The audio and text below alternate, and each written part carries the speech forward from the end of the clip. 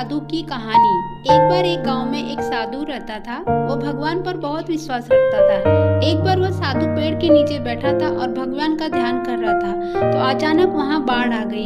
चारों तरफ पानी ही पानी हो गया। सब लोग अपने आप को बचाने के लिए ऊपर पहाड़ की तरफ भागने लगे।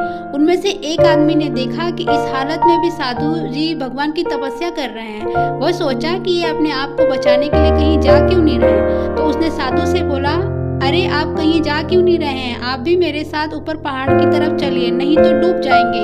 साधु बोले, अरे हमें क्या होगा, मैं भगवान की इतनी तपस्या करता हूँ कि मुझे कुछ नहीं हो सकता, मुझे भगवान अपने आप बचाएंगे।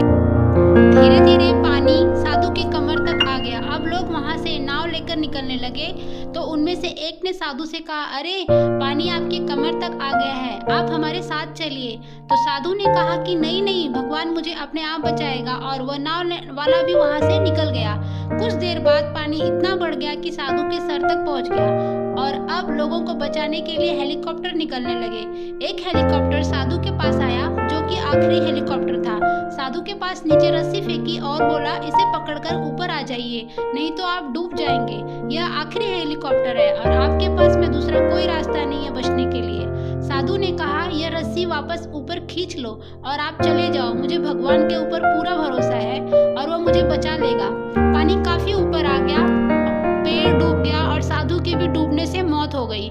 मरने के बाद साधु भगवान के पास गया और बोला, हे भगवान, मैंने पूरी जिंदगी आपकी तपस्या की, मेरा सारा जीवन आपकी आराधना करने में लगा दिया, फिर भी इतने भरोसे के साथ इंतजार किया कि तुम मुझे बचाने आओगे, लेकिन वहां मेरी डूबकर मौत हो गई और तुम नहीं आए, ऐसा क्यों किया?